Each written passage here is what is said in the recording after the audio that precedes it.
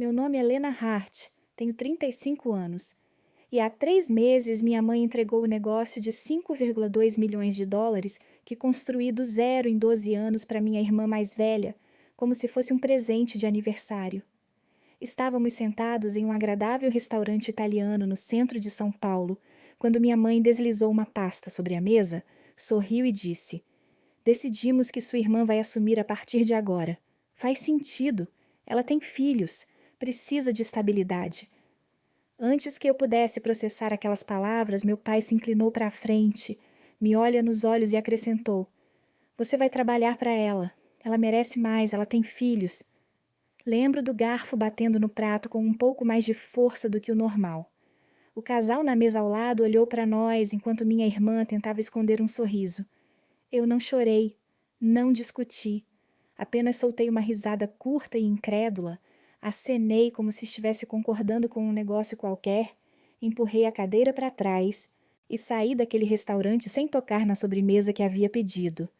12 anos de noite sem dormir, apresentando propostas a clientes, assinando contratos, pagando salários, tudo resumido a uma noite e a uma frase. Você vai trabalhar para ela. No papel, a empresa sempre pertenceu tecnicamente à minha mãe, pois ela tinha as conexões bancárias e o crédito necessário. Eu confiei quando ela disse que era apenas papelada. Achei que o meu trabalho duro seria suficiente para me proteger. Eu estava errada. Por um tempo, eles acharam que eu iria me acalmar e voltar, arrastando-me para manter o império deles vivo sobre suas novas regras. Em vez disso, desapareci. Peguei o que ainda tinha e comecei a fazer movimentos que eles não conheciam. 3 meses após aquele jantar, eram meus pais e minha irmã ligando para meu telefone, implorando para que eu voltasse e consertasse a bagunça que tinham criado. Se você quer saber como o negócio que me roubaram quase os destruiu junto com tudo, e como me afastar se tornou a melhor vingança que eu poderia imaginar, fique comigo até o final da história. Desde pequena sempre soube que eu era a forte da família, o que era apenas uma forma mais educada de dizer que era a pessoa esperada para resolver as coisas sozinha. Nós morávamos em um bairro tranquilo nos arredores de São Paulo, aquele tipo de lugar com casas em série, ruas sem saída e crianças pedalando suas bicicletas até a hora do jantar, com aspersores tilintando ao fundo em todas as noites de verão. Minha mãe, Evelyn, trabalhava em um banco e meu pai, Thomas, era engenheiro civil que passava metade do tempo nos canteiros de obras e a outra metade mexendo em plantas na mesa da cozinha. Minha irmã mais velha, Rachel, sempre foi a filha favorita desde o começo. Ela era 5 anos mais velha que eu, tirava notas altas, era do grêmio estudantil, o tipo de criança que os professores apontavam e diziam: "Por que você não pode ser mais como ela?" Quando eu era pequena, honestamente achava que o sol nascia um pouco mais brilhante do lado da casa da Rachel. Se ela esquecesse o lanche, mamãe dirigia até a escola para entregá-lo. Se eu esquecesse, mamãe dizia: Você vai sobreviver, apenas pegue algo da cantina. Se as coisas começavam pequenas a ponto de você justificar, Rachel sempre recebia as roupas novas, o celular novo, o quarto melhor. Eu ficava com as roupas de segunda mão e um tapinha nas costas por ser tão fácil de lidar. Quando Rachel ficou mais velha, mudou-se para Chicago e começou a escalar a pirâmide corporativa em recursos humanos de uma grande empresa. O abismo entre nós se transformou em um canyon. Mamãe foi ajudá-la a se mudar para seu primeiro bom apartamento. Passou uma semana organizando móveis e arrumando armários. Ela transferiu dinheiro para ajudar com o pagamento inicial do apartamento da Rachel, chamando isso de um investimento na estabilidade dela. Pagou a MBA da Rachel sem nem piscar, falando sobre como isso era para o futuro dos netos. Quando eu levantei a questão sobre os custos da faculdade para mim, mamãe apenas olhou para mim por cima de uma pilha de contas e disse: Você é inteligente. Vai dar um jeito. Como se fosse um elogio e não uma rejeição. Então eu fiz isso. Juntei bolsas de estudo, arranjei empregos de meio período, puxando longos turnos em uma cafeteria e em um laboratório de tecnologia da faculdade, fazendo lição de casa em intervalos de 15 minutos e fingindo que não estava exausta. Então Rachel engravidou pela primeira vez e tudo o que já estava inclinado deslizou ainda mais para o lado dela. Houve complicações assustadoras, internações hospitalares, exames, chamadas tardias para os médicos. Lembro de um fim de semana em particular. Eu estava em casa estudando para os finais quando mamãe recebeu a ligação de que a pressão arterial da Rachel estava subindo. Em 1 hora ela jogou roupas em uma mala, cancelou todos os compromissos e estava no primeiro voo para Chicago. Ela não perguntou se eu precisava de uma carona de volta para uma faculdade, não checou se eu tinha mantimentos para a semana. Ela apenas me abraçou rapidamente à porta e disse: "Você vai ficar bem, certo? Sua irmã precisa de mim." Depois disso, a dinâmica em nossa família mudou de uma forma que nunca voltou. Rachel não era mais apenas a filha favorita. Ela se tornou a frágil, a mãe milagre que havia passado por tanto. Qualquer decisão, qualquer discussão, qualquer plano para o futuro era filtrado por uma única pergunta: mas e a Rachel e as crianças? Era como se houvesse uma balança invisível na nossa casa, e qualquer coisa envolvendo Rachel pesava automaticamente mais. Quando ganhei um concurso regional de design na faculdade e fui convidada para uma pequena cerimônia de premiação em Boulder, estava tão orgulhosa. Imprimi o e-mail, coloquei na geladeira e implorei para a mamãe ir. Ela prometeu que estaria lá, perguntou o que deveria vestir, disse que estava orgulhosa de mim. Na manhã do evento, ela ligou do aeroporto, sua voz já naquele tom apressado e distraído. Ela teve que voar para Chicago porque Rachel tinha uma grande entrevista e estava estressada com a creche, e mamãe sentiu que precisava estar lá. "Vamos celebrar sua conquista depois, querida?" Ela disse. "Você sabe que sua irmã tem muita coisa na cabeça." Meu pai apareceu sozinho naquela noite, aplaudindo um pouco mais alto quando chamaram meu nome. Me disse o quanto estava orgulhoso, mas até mesmo ele deu de ombros e disse: "Você sabe como sua mãe é com sua irmã? Ela passou por muita coisa." Essa frase se tornou a desculpa para tudo. Quando Rachel ganhou uma promoção, mamãe enviou flores, um cartão escrito à mão e um vale-presente para um restaurante chique em Chicago. Quando eu consegui meu primeiro cliente freelancer, desenhando postagens para as redes sociais de uma academia local, mamãe disse: "Isso é legal, mas é estável? É um trabalho de verdade?" Ela disse isso com um meio sorriso que fez parecer uma piada, mas nunca soou engraçado. Quando Rachel precisava de ajuda com a mensalidade da creche, mamãe aprofundava suas economias. Quando meu laptop quebrou bem antes dos finais e eu perguntei se ela poderia ajudar a substituí-lo, ela suspirou e disse: "Seu pai não pode ajudar com isso? Eu já me estendi tanto por causa da sua irmã." Então, meu pai e eu dirigimos pela cidade, encontramos um laptop usado no Craigslist e ele pagou em dinheiro enquanto pedia desculpas por não poder fazer mais. Aprendi cedo a não esperar que minha mãe estivesse presente nas minhas conquistas como estava nas da Rachel. Se eu a convidasse para algo e ela aparecesse, parecia uma surpresa. Se não aparecesse, parecia uma confirmação do que eu já sabia. Por pura autopreservação, parei de pedir. Em vez de correr atrás de sua atenção, converti toda aquela frustração em combustível. Comecei a me ensinar design, mídias sociais, contar histórias. Passei noites assistindo tutoriais no YouTube e fazendo cursos online gratuitos, construindo sites naquele laptop velho. Enquanto outras pessoas estavam em festas, eu aceitava todos os trabalhos estranhos que me permitissem praticar. Folhetos para clubes escolares, logotipos para bandas locais, postagens no Instagram para a loja de uma amiga no Etsy. Eu amava isso, mas debaixo desse amor havia uma dor surda que nunca realmente desapareceu.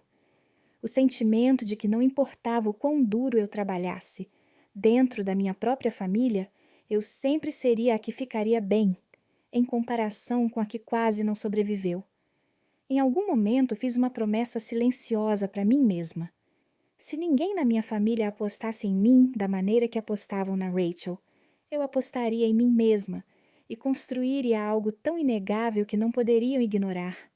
Se mamãe não acreditasse que meu trabalho era um trabalho de verdade, eu o transformaria em algo maior do que qualquer trabalho que ela já teve. O que eu não percebia na época era que a mesma mãe que nunca acreditou totalmente que meu trabalho era real, um dia usaria esse trabalho como alavanca nas papeladas e no tribunal para decidir quem em nossa família merecia mais. Depois da faculdade, enquanto meus amigos enviavam currículos para grandes empresas e atualizavam seus e-mails a cada 5 minutos, eu estava sentada em um barulho de espaço de coworking no centro de São Paulo, com um laptop de segunda mão, uma mochila de brechó e uma pilha de post-its, tentando encontrar um nome para a empresa que tecnicamente ainda não havia começado. Queria algo que soasse sólido, como se pudesse um dia estar impressa na lateral de um prédio de vidro, e não apenas na minha biografia no Instagram ou em um mock-up do Canva. Acabei com a Heartline Digital, uma mistura do meu sobrenome e da ideia de que histórias são a linha vital de qualquer marca. Soava maior do que eu, o que era exatamente o ponto. No começo, a Heartline era apenas eu, fazendo postagens de mídias sociais e projetos de branding improvisados para cafeterias locais, estúdios de yoga e alguns corretores de imóveis que não entendiam o Facebook, mas queriam algo viral. Eu cobrava muito, pouco, trabalhava horas a mais do que deveria e dizia sim a tudo porque estava aterrorizada com a possibilidade de que, se dissesse não uma única vez, o trabalho secaria para sempre. Conheci clientes em cafeterias, editei vídeos na mesa da minha cozinha às 2 da manhã e respondia e-mails pelo celular enquanto estava na fila do supermercado. Quando tentei abrir uma conta comercial e pedir um pequeno limite de crédito para suavizar o fluxo de caixa, o banco olhou para minha idade, minha renda irregular de freelancer e meu histórico de crédito escasso, e educadamente disse não. Foi quando minha mãe interveio, calma e confiante, com a voz de gerente bancária. Deixe-me ajudar você. Ela disse uma noite durante o jantar. Eu sei como isso funciona. Vamos organizar para que você realmente possa crescer. Ela explicou que se formasse a empresa em seu nome e usasse seu histórico de crédito, poderíamos obter melhores termos, melhores opções bancárias, tudo mesmo que era maçante e que eu honestamente não queria pensar. Ela falou sobre responsabilidade, impostos, conformidade, coisas que eu só tinha lido por cima em artigos. Eu só queria construir campanhas legais e conseguir clientes. Quando ela disse, é apenas papelada, querida. Você sempre será a que vai estar à frente. Eu acreditei nela. Ela imprimiu os documentos, destacou onde eu precisava assinar, e eu sentei à mesa da cozinha com a caneta na mão, assinando e colocava minhas iniciais como se fosse uma formalidade. No papel, a Heartline Digital pertencia principalmente a ela. Na realidade, era meu sangue, meu suor e minhas noites em claro que a mantinham viva. Os primeiros anos foram difíceis. Eu morava em um apartamento pequeno, com uma colega que deixava bilhetes adesivos na geladeira, sobre a necessidade de comprar mais papel higiênico. Eu comia muito alimento barato, miojo e qualquer lanche que conseguisse pegar entre as reuniões. Aceitava projetos ridículos que mal pagavam alguma coisa, só para manter as luzes acesas e as assinaturas de software ativas. Lembro de um inverno em que meu aquecedor quebrou por uma semana, e eu trabalhava com 3 camadas de suéter, soprando nas mãos para mantê-las aquecidas enquanto editava um vídeo para um cliente que depois negociou meu pagamento por causa da exposição. Mas lentamente as coisas começaram a mudar. Uma campanha que fiz para uma empresa de painéis solares performou muito melhor do que eles esperavam. Contamos a história de famílias comuns reduzindo suas contas e ajudando o planeta, em vez de simplesmente jogar especificações técnicas na cara das pessoas. A campanha foi compartilhada, as consultas dobraram e eles me indicaram a um amigo em uma startup de energia limpa. Essa startup me referenciou a outro fundador em Boulder. Percebi que havia uma onda de tecnologia climática e empresas verdes que eram brilhantes em desenvolver tecnologia, mas péssimas em se comunicar. E eu era boa em transformar tecnologia complicada e chata em histórias que pessoas normais realmente se importavam. Então, me aprofundei nesse nicho. Reestruturei meu site para falar diretamente com empresas movidas por impacto. Comecei a ir a conferências em São Paulo e Boulder. Me inscrevi em mesas de expositores baratas e fiquei lá com um banner básico e um laptop, conversando com qualquer um que parasse tempo suficiente para ouvir. Falei em pequenos painéis sobre contar histórias para impacto. Trabalhei em bares feios de hotéis com fundadores de coletes da Patagônia. Coletei cartões de visita e segui até o LinkedIn, como se minha vida dependesse disso. Às vezes, realmente dependia. Lentamente, a Heartline cresceu de eu, sozinha em um barulho de espaço de coworking, para uma pequena equipe compartilhando um espaço de escritório barato em um antigo distrito industrial logo fora do centro. Contratei minha primeira funcionária, uma redatora que havia sido demitida de uma agência e estava empolgada com a chance de construir algo novo. Depois trouxe um editor de vídeo que podia fazer nossas ideias parecerem tão boas quanto soavam. E mais tarde um estrategista que entendia de anúncios pagos melhor do que eu. E assim a história continuava a se desenrolar. Nunca soube lidar com números e amava planilhas de uma forma que eu nunca conseguiria. Cada vez que eu assinava um novo contrato ou um contrato maior, minha mãe sempre me lembrava. Ainda bem que eu configurei tudo corretamente. Os bancos adoram ver meu nome nesses documentos. Ela dizia isso como uma piada, como um jeito de se mostrar. E eu ria junto, porque achava que éramos uma equipe. Eu cuidava dos clientes, da parte criativa, da gestão. Ela cuidava da papelada e dos impostos. Meu pai aparecia de vez em quando, segurava um dos nossos cartazes de campanha e dizia: "Veja você construindo um império." Depois seguia com: "Um dia você vai desacelerar e ter sua própria família, certo?" Como se o negócio que estava construindo não contasse como uma família que eu estava alimentando. Com o passar dos anos, os projetos ficaram maiores. Já não estávamos apenas criando logotipos e postagens para redes sociais. Estávamos gerenciando lançamentos digitais em grande escala para startups prestes a anunciar rodadas de financiamento, criando estratégias de conteúdo para empresas que estavam se expandindo para novos mercados, produzindo séries de vídeos que realmente mudavam a percepção das pessoas sobre energia limpa. Eu voava para São Francisco para reuniões com clientes, para Austin, para conferências, para Nova York, para workshops. Entrava em salas cheias de homens de terno, montava minha apresentação e via o ceticismo deles se transformar em respeito. Assim que comecei a falar sobre os números e a criatividade dentro da Heartline, meu papel começou a evoluir. Eu não era mais apenas aquela que fazia as coisas. Eu estava liderando sessões de estratégia, contratando chefes de departamentos, participando de todas as reuniões importantes com clientes. Os funcionários vinham até mim quando estavam travados, quando precisavam de direção, quando queriam comemorar uma vitória. Mamãe não estava no escritório todos os dias. Ela aparecia de vez em quando, cumprimentava as pessoas, perguntava sobre a receita e as projeções e depois ia embora. Mas sempre que precisávamos de uma linha de crédito maior ou queríamos negociar melhores termos para algo, o nome dela e seu histórico de crédito eram o que suavizava o caminho. Ela nunca me deixou esquecer disso. "Somos uma boa equipe", ela dizia. "Você é a visão. Eu sou a fundação." Naquele momento, isso parecia bom. Meu pai gostava de se gabar de nós, ele contava aos amigos. A Lena e a mãe dela construíram isso juntas. Mesmo que ela não conseguisse explicar uma única campanha se você colocasse uma câmera na frente dela.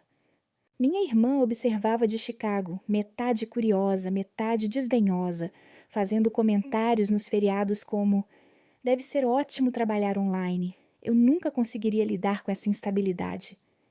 Enquanto isso, perguntava se eu poderia dar uma olhada rápida no perfil dela no LinkedIn. Depois de cerca de 10 anos, a Heartline estava faturando mais de 3 milhões por ano.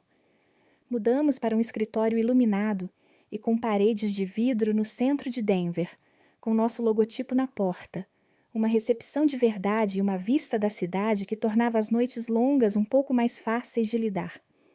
Minha equipe cresceu para cerca de 30 pessoas. Trabalhamos com startups em todo o país, assinando contratos de São Francisco a Austin, Nova York, e às vezes fazendo chamadas com a Europa logo de manhã. Oferecíamos benefícios de saúde, um plano 401k, almoços na sexta-feira, quando alcançávamos grandes metas.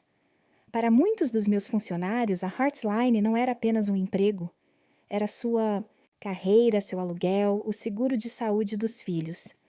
No 12º ano, atingimos 5,2 milhões em receita anual. Lembro da noite em que vi esse número no relatório de fim de ano. Eu estava sozinha no escritório, com as luzes baixas, a cidade brilhando do lado de fora das janelas, e senti que finalmente tinha conseguido.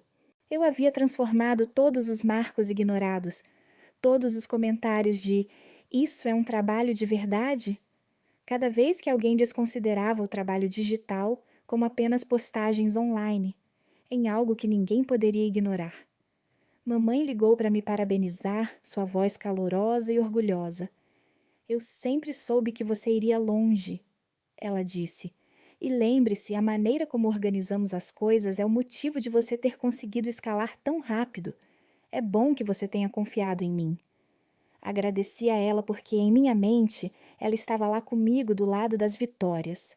Olhei para o logotipo na parede, as mesas em plano aberto, as fotos do nosso último retiro de equipe e pensei: isso é meu, eu construí isso, nós construímos isso. Nunca imaginei que as mesmas assinaturas que escrevi aos 22 anos dariam a ela o poder de decidir, com uma única reunião e alguns documentos, que meus 12 anos de trabalho pertenciam legalmente a outra pessoa. O ano em que tudo desmoronou? Não. Começou com o meu negócio. Começou com meus pais. Depois de décadas de ressentimentos silenciosos e discussões altas, minha mãe e meu pai finalmente decidiram se divorciar. Eu gostaria de poder dizer que isso me surpreendeu, mas, na verdade, o silêncio nos jantares familiares era mais barulhento do que qualquer briga. O que me surpreendeu foi a rapidez com que as coisas se desenrolaram uma vez que os advogados entraram em cena. Havia papéis, avaliações, negociações sobre a casa, futuras contas de aposentadoria, os carros. Sempre que a Heartline surgia, o tom da minha mãe mudava. Ela a chamava de meu negócio na frente do advogado. Falava sobre o risco que havia corrido ao colocá-la em seu nome, sobre o apoio que me dera. Meu pai parecia desconfortável, mas não contestou. No papel, a Heartline era dela, e ele sempre a via como algo que era apenas a coisa da Lena com a ajuda da mãe, e não algo que ele pudesse ou devesse brigar por isso. Quando a poeira assentou, meu pai ficou com sua parte da venda da casa e suas contas de aposentadoria. Minha mãe manteve a Heartline digital completamente separada, como se fosse um investimento que ela havia feito sozinha. Lembro de estar sentada na cozinha dela uma tarde, com pilhas de pastas Manila sobre a mesa, quando ela disse casualmente: negócio é o que vai tornar minha aposentadoria confortável. Você e eu fizemos isso juntas." Essa parte doeu, mas eu engoli. Disse a mim mesma que não importava quem estava no papel, contanto que eu fosse a responsável por ele. Então Victor apareceu. Ele era um desenvolvedor imobiliário de Phoenix. O tipo de homem que usava relógios caros e falava sobre oportunidades em cada outra frase. Mamãe o conheceu em alguma conferência financeira e ficou noiva dentro de 1 ano. Ele começou a voar para Denver nos finais de semana, falando sobre mercados de golfe e como Denver estava maduro para uma reestruturação. A princípio tentei ser educada. Levei-os para um brunch, ouvi suas histórias sobre reformar complexos de apartamentos inteiros e acenei quando ele perguntou se a Heartline poderia ajudar com a marca do seu próximo projeto de luxo. Não demorou muito para que a conversa deles mudasse de planos de casamento para estratégia de ativos. Certa vez parei na casa da minha mãe e ouvi parte de uma chamada no speaker. A voz de um banqueiro falava sobre estruturas de empréstimos colaterais e algo sobre como ter uma agência digital estabelecida junto ao imobiliário fortaleceria o pacote. Minha mãe se apressou para desligar quando me viu, sorrindo largo demais enquanto Mudava de assunto. Foi a primeira vez que um pequeno nó frio se formou em meu estômago.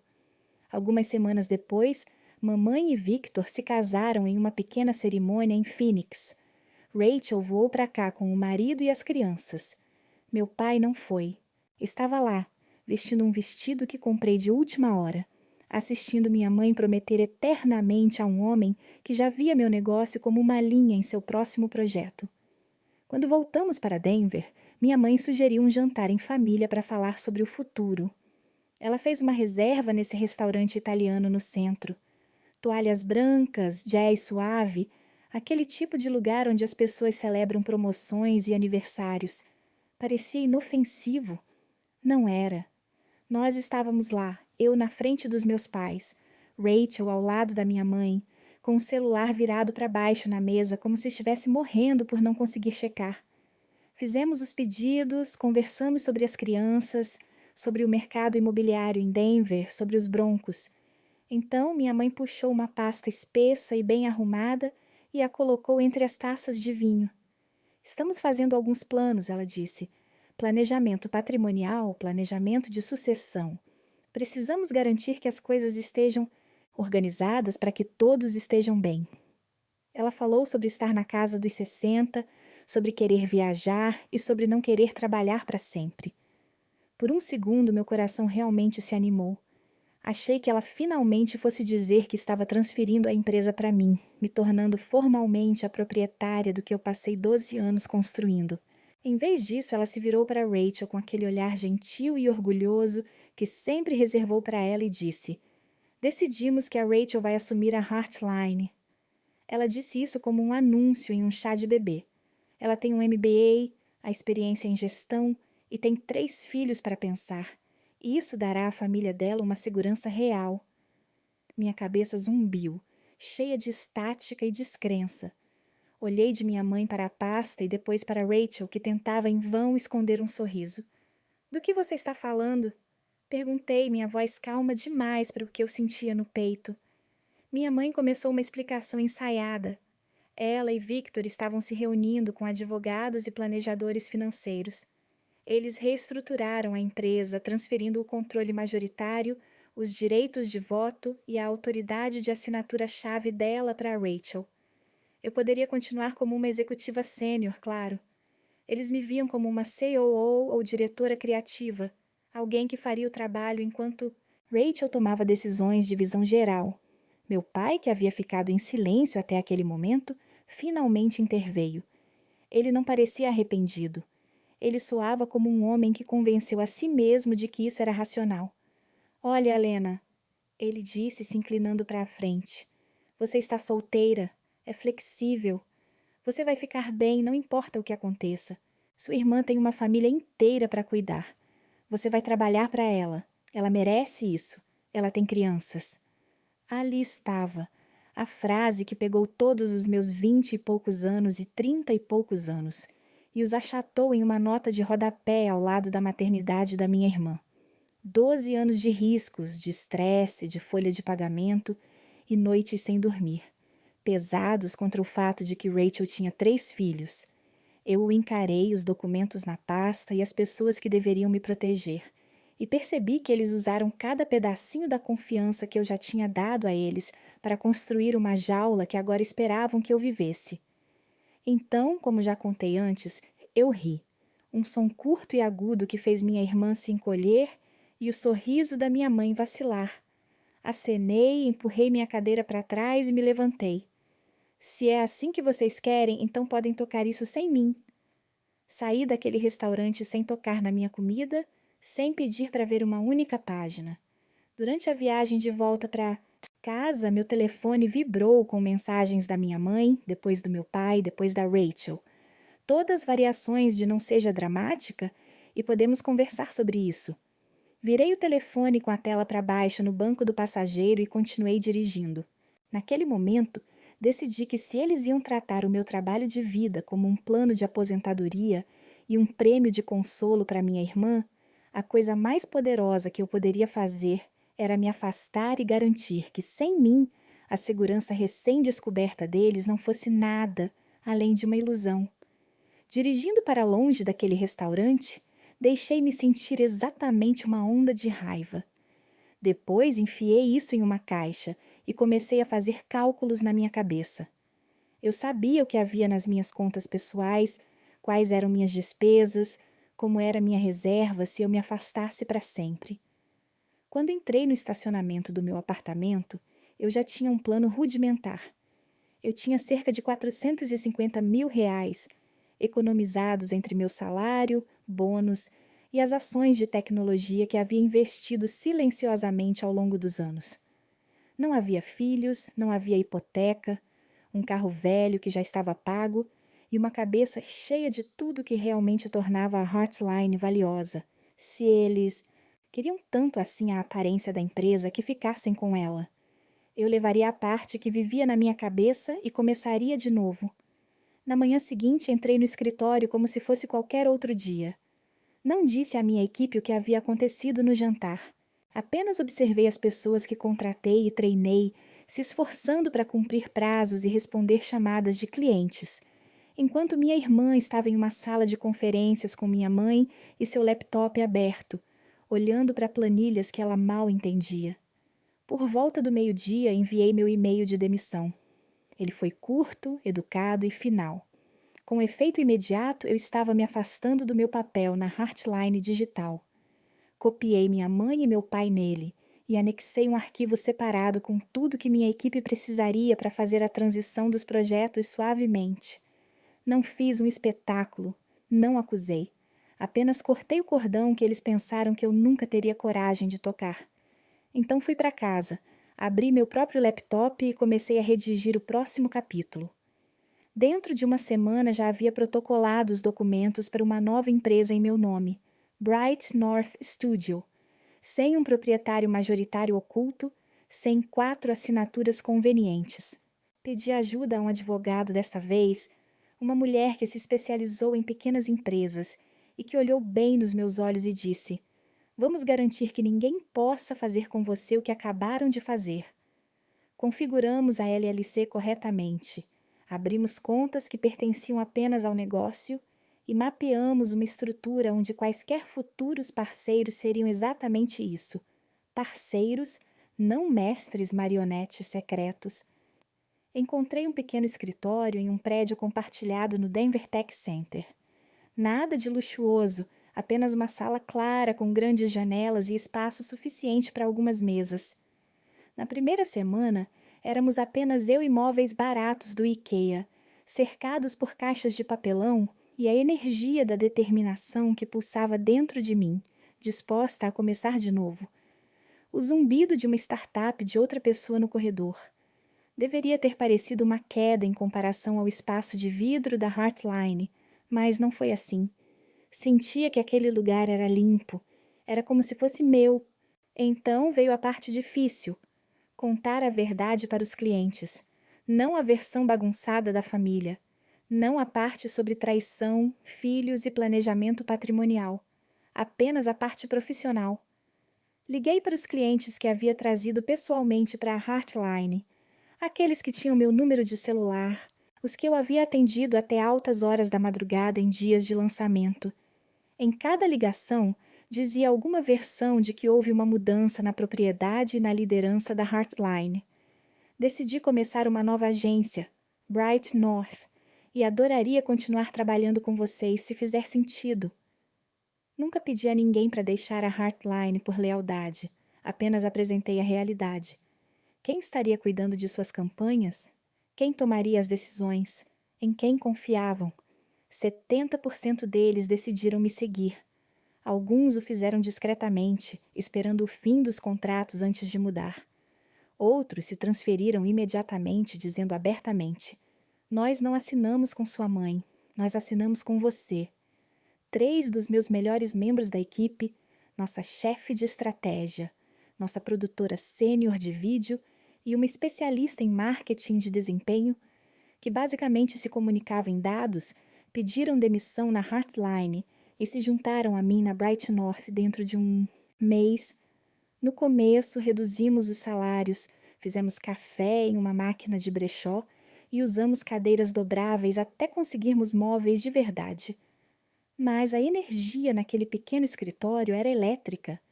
Estávamos construindo algo de novo, desta vez sem o nome de mais ninguém acima do nosso. Cerca de 2 meses depois, um amigo meu que dirigia um pequeno evento online para fundadores perguntou se eu estaria disposta a compartilhar minha história em uma sessão ao vivo sobre limites e burnout. Hesitei. Não tinha certeza de quanto queria expor, mas então percebi que não precisava expor minha família para contar a verdade. Falei sobre como era construir uma empresa em que a propriedade legal não correspondia ao trabalho real. Como ignorei os sinais de alerta porque era apenas papelada. Como deixei a lealdade superar o bom senso. Nunca mencionei o nome da Heartline. Nunca nomeei minha mãe ou minha irmã. Apenas contei a história de como me afastei de um negócio que tecnicamente nunca possuí e comecei de novo com tudo que aprendi da maneira mais difícil. Alguém editou essa talk em um destaque de 10 minutos e postou no YouTube e no LinkedIn com o título "Ela construiu um negócio de 5,2 milhões de reais que não possuía". O vídeo bombou. As pessoas nos comentários começaram a marcar umas às outras dizendo coisas como "leia seus contratos" e "nunca coloque seus pais na papelada" e "esse é meu pior pesadelo". Alguns fundadores entraram em contato comigo após assistirem, dizendo que queriam trabalhar com alguém que entendesse tanto o poder quanto o perigo de construir algo do zero. Aqueles recados se transformaram em chamadas de descoberta. Algumas dessas chamadas se tornaram contratos. A Bright North assinou com uma empresa nacional de tecnologia climática porque o CMO assistiu à minha apresentação durante o intervalo do almoço e decidiu que qualquer um que sobreviveu àquilo e ainda quisesse ajudar outras empresas a crescer é alguém que quero ao meu lado.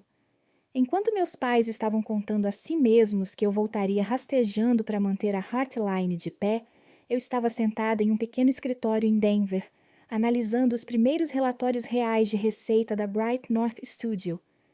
Percebi que me afastar do que tinham roubado não era o fim da minha história. Era o começo de uma vingança que não exigia gritos ou drama. Apenas sucesso que eles não poderiam mais reivindicar como seu. Enquanto a Bright North tomava forma naquele pequeno escritório, a Heartline estava começando a desmoronar silenciosamente. A princípio, eu só ouvia fragmentos por meio de ex-colegas e fofocas da indústria. Um cliente mencionava casualmente que tinha recebido um e-mail estranho da Rachel sobre mudanças de escopo e prazos. Um designer que ficou lá mandou mensagens dizendo que tinham sido convocados para reuniões onde ninguém parecia saber qual era a estratégia real. No papel, Rachel tinha o cargo. Na prática, ela não tinha ideia de como nada daquilo funcionava. Ela começou a fazer mudanças apenas para provar que estava no comando. Cortou pesquisas e chamadas de descoberta porque achava que eram muito demoradas. Pediu a funcionários juniores que aprovassem coisas que não estavam qualificados para tocar. Mudou prazos adiante para impressionar novos clientes em potencial e depois não conseguiu entregar. Campanhas que teriam funcionado sem problemas 1 ano atrás começaram a escorregar. Os clientes notaram. Um cliente de longa data me ligou uma tarde apenas para desabafar. "Eu sei que você não está mais lá", ele disse, "mas algo está errado. A nova liderança não escuta. Eles ficam falando sobre eficiência e processos, mas estão perdendo toda a história. Parece vazio." Ouvi, disse que lamentava que ele estivesse passando por isso, e lembrei gentilmente que ele tinha meu número caso precisasse de ajuda. Algumas semanas depois, ele transferiu a conta para a Bright North. Ele não foi o único. Ao mesmo tempo, a coisa que eu havia escutado meses antes sobre garantias e empréstimos voltou à tona. O negócio imobiliário que Victor havia estabelecido em Phoenix era mais agressivo do que minha mãe permitiu transparecer. Ele havia colocado tudo o que pôde em risco. Suas propriedades, alguns dos fundos de aposentadoria dela e sim a Heartline digital. Quando a receita caiu e os clientes começaram a sair, os números não pareciam mais tão bonitos nas planilhas de um banco. 3 meses após aquele jantar no restaurante italiano, Meu telefone acendeu com o nome da minha mãe no meio de uma jornada de trabalho. Eu olhei para ele por um segundo, então atendi. A voz dela soava tensa, daquele jeito que fazia quando tentava não entrar em pânico. Lena, precisamos conversar, ela disse. Você pode nos encontrar? Quem são nós? Perguntei, mesmo sabendo a resposta. Seu pai, Rachel, eu, disse ela. Por favor, é importante. Nos encontramos em um pequeno café perto do Denver Tech Center, o tipo de lugar onde as pessoas se escondem atrás de laptops e cappuccinos. Entrei vestindo jeans e um moletom da Bright North, cabelo preso com a pasta do laptop a tiracolo. Eles já estavam lá sentados em uma mesa no canto. Minha mãe parecia cansada de uma forma que eu não havia visto antes. Meu pai ajustava os óculos a todo momento. A confiança da Rachel havia diminuído. Ela parecia alguém que não havia dormido bem em semanas. Durante um segundo, ver os dois assim quase quebrou algo dentro de mim. Então Rachel abriu a boca.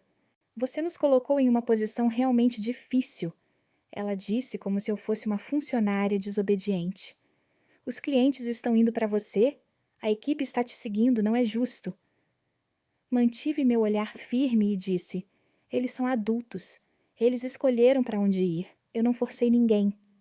Minha mãe interveio tentando amenizar a situação. Independentemente de como chegamos aqui, disse ela, a realidade é que a Heartline está lutando. O banco está pressionando. Precisamos de você de volta, Lena. Você conhece os clientes. A equipe te respeita. Se você voltar como KO sob a Rachel, podemos consertar isso para a família. Meu pai acenou com a cabeça, se inclinando para a frente com aquela mesma lógica que utilizou no restaurante. Às vezes você precisa deixar de lado seu orgulho pelo bem maior. Sua irmã tem uma família para cuidar. Você ainda é jovem. Você vai trabalhar para ela, mas ainda assim será importante. Deixei-os falar. Fiz algumas perguntas, não sobre a culpa ou as desculpas deles, mas sobre números, receita, dívidas.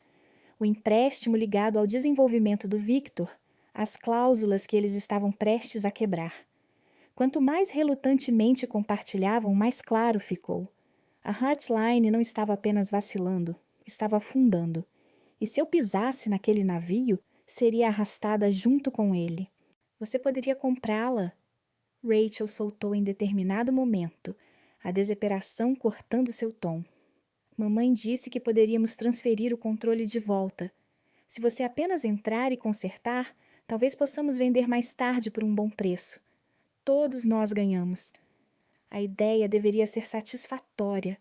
A menina que construiu uma empresa que nunca possuí, entrando para comprá-la por um preço irrisório. E por um segundo eu realmente considerei. Imaginei recuperar o logotipo que desenhei, o nome que criei, o escritório que decorei. Mas então percebi o que mais viria junto. Uma montanha de dívidas atreladas a um negócio imobiliário ao qual eu nunca concordei. Um conselho composto por pessoas que já haviam provado que sacrificariam a mim por conveniência. Uma família que ainda acreditava que suas necessidades se sobrepuseram à minha autonomia. Não, eu disse finalmente, calma e clara. Não vou voltar. Não vou trabalhar sob a Rachel e não vou comprar uma empresa que começou a se desmoronar porque vocês achavam que eu não valia a pena possuí-la em primeiro lugar. Os olhos da minha mãe se encheram de lágrimas. Nós somos seus pais, ela sussurrou. Esta é sua família. Você tomou uma decisão de negócios, eu respondi. Estas são as consequências. Levantei-me, deixei dinheiro suficiente na mesa para cobrir meu café e fui embora. 18 meses depois, a Heartline Digital não existia mais. Eles a venderam para uma agência maior por uma fração do que um dia valeu. O comprador se importava com alguns contratos de clientes e alguns equipamentos, não com a história que havia por trás.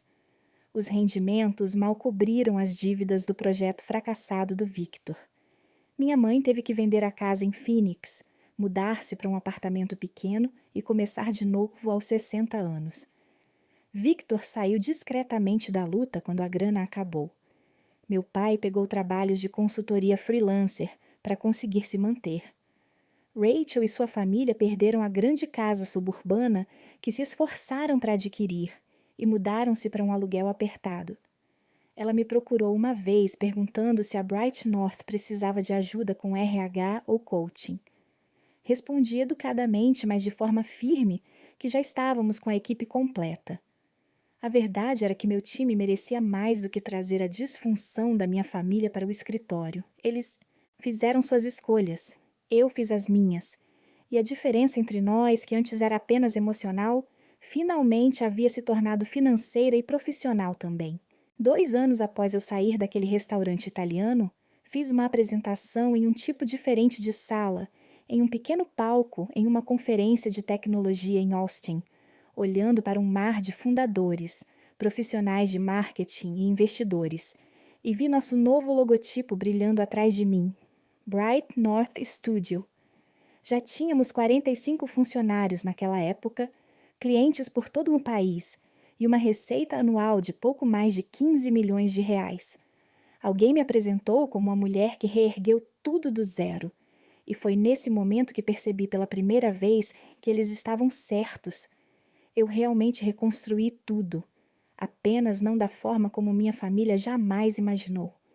De volta a Denver, nosso escritório era 2 vezes o tamanho do que a Heartline costumava ter, com plantas por toda parte, quadros brancos bagunçados e uma parede coberta por impressões de campanhas das quais realmente nos orgulhávamos. Minha equipe não era apenas talentosa, eles eram leais de uma forma que o dinheiro sozinho não compra. Eles conheciam a história. Eles assistiram enquanto eu traçava limites claros do que toleraríamos e do que não. E isso moldou a cultura de dentro para fora. No lado pessoal, minha vida também havia se preenchido. Eu estava saindo com Eli, um engenheiro de software que conheci em um evento de tecnologia climática. Ele conhecia toda a bagunça da história da minha família e nunca sugeriu que eu simplesmente perdoasse e esquecesse. Ele respeitava meus limites, meu tempo, meu trabalho.